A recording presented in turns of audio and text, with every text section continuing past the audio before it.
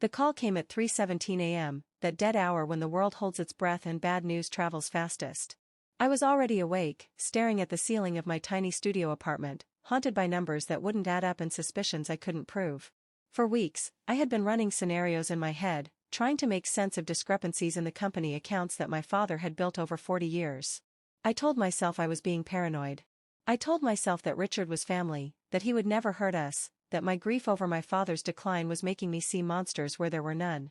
But at 3:17 a.m., when my mother's name lit up my phone screen, I knew with sickening certainty that the monsters were real. "Elena," she whispered, her voice cracked and fragile in ways I had never heard. "They're taking the house. Everything. Your father's business. Our savings. All of it. I don't understand what's happening. Richard was supposed to be helping us."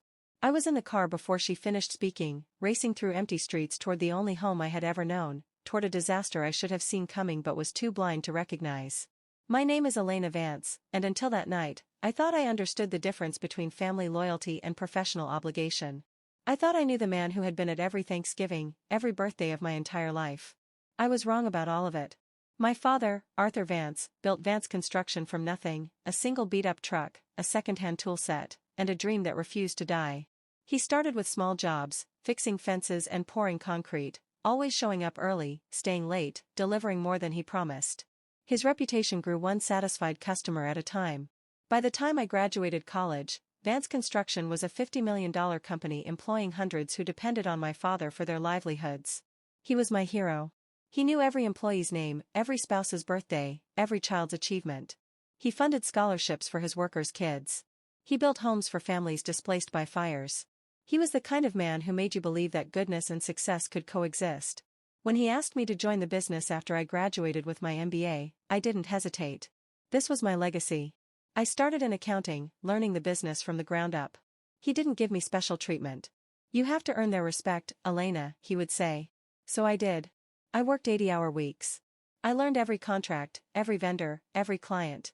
By the time I was 30, I was his chief financial officer, the person he trusted most to understand the machinery of the company he had built. For 10 years, we worked side by side, building something that felt permanent. I thought I knew every aspect of that business. But there was one person I never truly saw. His name was Richard Thorne, and he was my father's business partner for over 20 years. Richard was the charming one, the deal-maker, the man who could sell ice to Eskimos and make them thank him. He had a smile that could disarm anyone, a laugh that filled rooms. My father handled operations, quality control, the actual work. Richard handled clients, contracts, and the money. They were a perfect team. Richard was also my godfather. He had been at every milestone of my life, my first birthday, my graduation, my first job interview. He gave me my first savings bond, taught me how to ride a bike. He was family. When my father started showing signs of cognitive decline 3 years ago, Richard was the first to notice.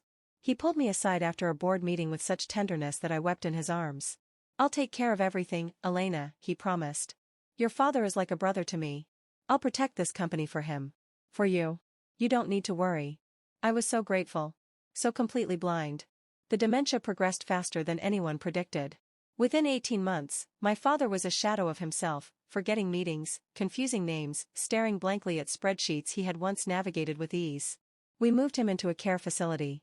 I visited every Sunday, holding his hand, telling him about the business, pretending he understood. Richard became the sole signatory on company accounts. He became the sole decision-maker, the sole voice of Vance Construction. I was pushed to the margins so gradually I barely noticed.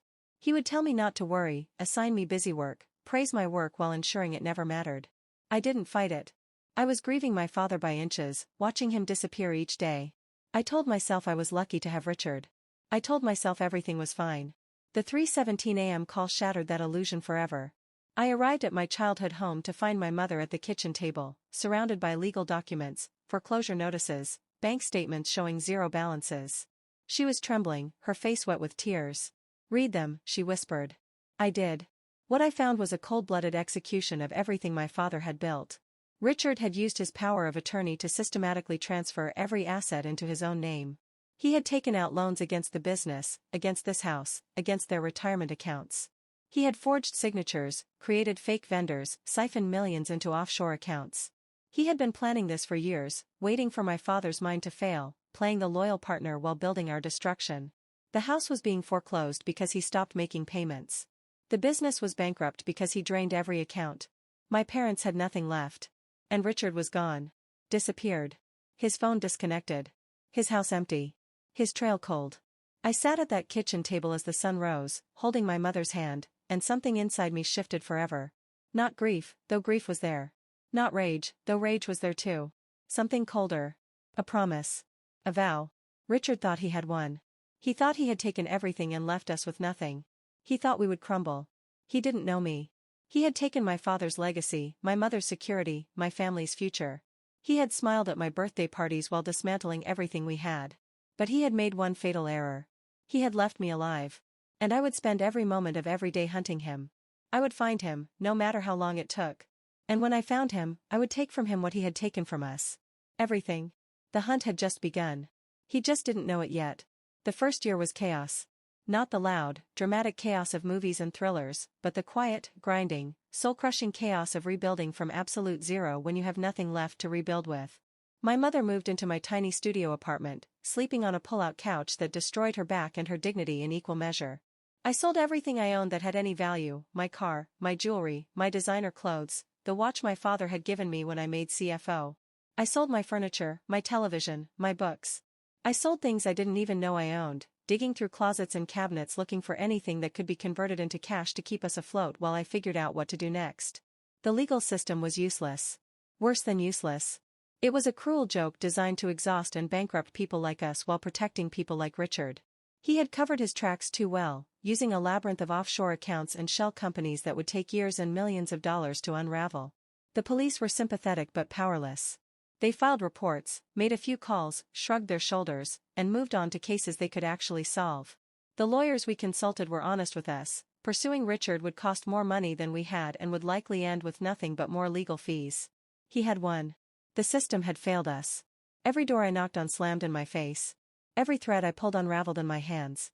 I was alone, broke, and fueled by a fury so cold and so deep that it felt like ice water running through my veins instead of blood. I couldn't afford private investigators. I couldn't afford lawyers. I couldn't afford anything except time, determination, and a mind that had been trained by my father to never, ever quit. So I became my own investigator. I spent every waking hour learning everything I could about financial fraud, about tracking hidden money, about the psychology of men like Richard Thorne. I read every book I could find on forensic accounting, on offshore banking, on money laundering.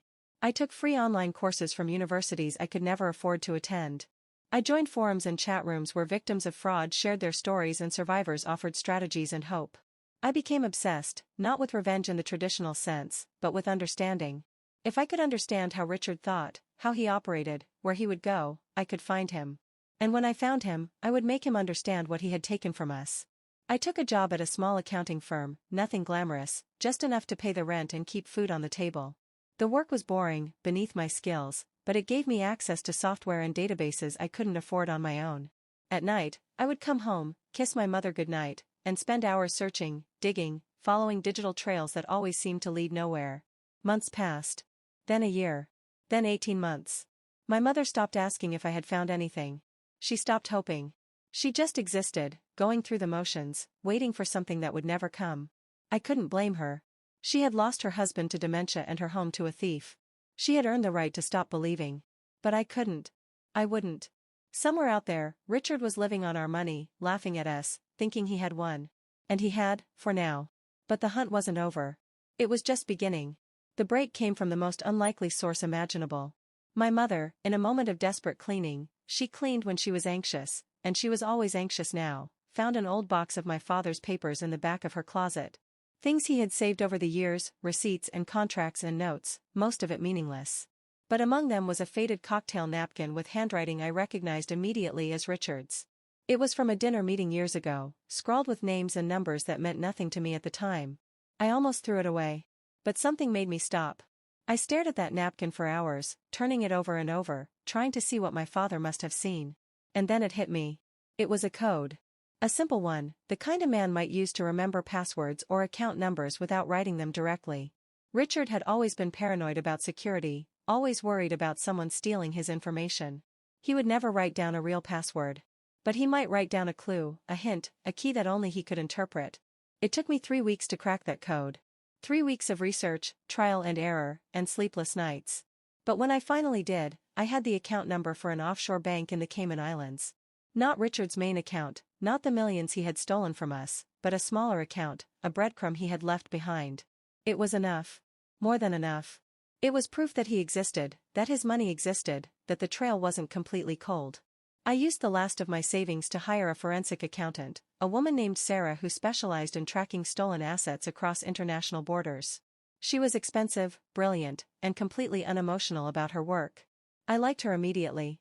Sarah followed that breadcrumb through layers of shell companies, through banks in Switzerland and Singapore and Luxembourg, through lawyers and nominees designed to hide the truth. It took another year and cost me every penny I could borrow, but she found him. Richard Thorne was living in Costa Rica, in a gated community overlooking the Pacific Ocean. He had changed his name to Richard Thompson, acquired a Costa Rican passport through bribes and connections, and was living comfortably on the millions he had stolen from my family. He had a new wife, a local woman 30 years younger, and a new business importing luxury goods. He had a boat, a beach house, a life of leisure and luxury. And apparently, no conscience at all. I stared at the photograph Sarah handed me, Richard smiling on a beach, tanned and relaxed, a drink in his hand, his arm around a woman who had no idea who she had married, and I felt something I had not felt in over 2 years. Not rage. Not satisfaction. Just a quiet, deadly certainty. The hunt was over. The reckoning was about to begin. But I didn't want to simply turn him in. Prison would be too easy, too quick, too anonymous. He would sit in a cell for a few years, maybe get out on good behavior, and still have the money hidden somewhere, waiting for him. No. I needed something more. Something that would make him feel what my mother felt when she lost her home. What I felt when I realized my father's legacy was ash. What my father would have felt if he still had a mind capable of feeling anything at all. I needed to take from Richard everything he had taken from us. Everything. I spent the next 6 months planning. I learned everything about his new life, his new wife, his new routines. I learned about the businesses he had started in Costa Rica, all funded with our money. I learned about the mistress he kept in San Jose, the one his wife didn't know about. I learned about the tax evasion, the bribes, the corruption that had followed him across borders and become the foundation of his new empire. I built a file thicker than the one he had built against my father. And then I made my move. I flew to Costa Rica under a fake name, booked a room in a modest hotel far from his neighborhood, and began the final phase of my plan. I didn't confront him directly. That would be too dramatic, too risky, too satisfying for someone who craved drama and risk. Instead, I became a ghost in his new life. I befriended his mistress, anonymously tipping her off about his other affairs, slowly turning her into an unwitting ally. I leaked information to his business partners about his past, about the stolen money, about the fraud that had built his Costa Rican empire. I sent anonymous letters to the local authorities suggesting they investigate his import business for customs fraud. I watched from a distance as his world began to crumble, piece by piece, without him ever knowing I was there. His wife left him when she discovered the affair, taking half his assets in the divorce. His business partners distanced themselves when the rumors of fraud started circulating. His import licenses were suspended pending investigation. His Costa Rican accounts were frozen when anonymous tips led to a money laundering probe. He was losing everything, and he had no idea why. The night before I left Costa Rica, I did something I had dreamed about for over 3 years. I walked past his house, now empty and for sale, the garden overgrown, the pool green with neglect. I left a single item on his doorstep. It was a photograph of my father, taken in better days, smiling at a company picnic, his arm around Richard's shoulder, both of them laughing at some joke I would never know. On the back, I had written 3 words, "The debt is owed." I flew home the next morning, not with satisfaction, but with a quiet peace I had not felt since that 3:17 a.m. call 3 years ago. I hadn't killed Richard. I hadn't even confronted him face to face. But I had taken everything he had built, everything he had stolen, and left him with nothing but memories and questions. He would spend the rest of his life wondering who had destroyed him, never knowing it was the daughter of the man he had betrayed. That was justice. That was enough. My mother and I rebuilt our lives slowly, painfully, with nothing but each other and the knowledge that we had survived. I used the skills I had learned during my years of hunting to start a small consulting business, helping other victims of financial fraud navigate the maze I had conquered. My mother found peace in gardening, in creating beauty from the soil, in watching things grow instead of watching them die. We don't talk about Richard much. We don't need to. The debt was paid. The story was over. But sometimes, late at night, I wonder if he ever figured it out.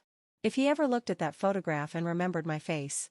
If he ever understood that the quiet daughter, the one he had dismissed as harmless, was the one who brought him down. I hope not. I hope he spends the rest of his life wondering, guessing, fearing.